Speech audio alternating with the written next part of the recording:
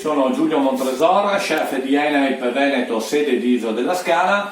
Sono qui con voi con l'hashtag Io resto a casa e la preparazione di un bel dolce. Oggi giornata particolare, perché è una giornata particolare per me e per molti altri, è la festa del papà, quindi andiamo a realizzare un piccolo dolce a base di farina di riso, un bel budino di riso con abbinato delle banane al cioccolato, flambé e un crumble con sciroppo d'acero. A dopo!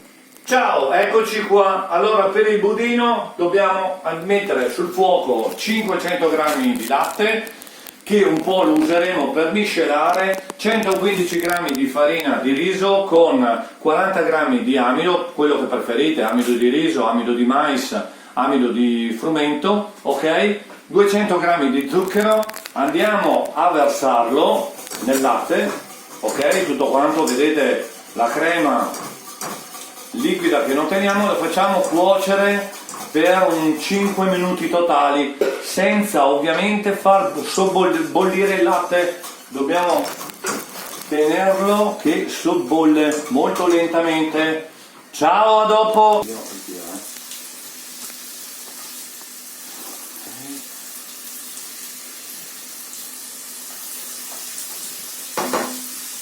Allora faccio il dopo metti in pausa, ok?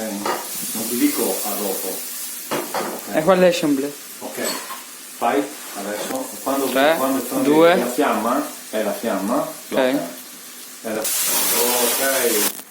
ecco ragazzi, tolte le banane, aggiunto un cucchiaio 20 g di cacao in polvere e con il burro rimanente abbiamo creato una piccola salsina di cacao amaro. Yeah.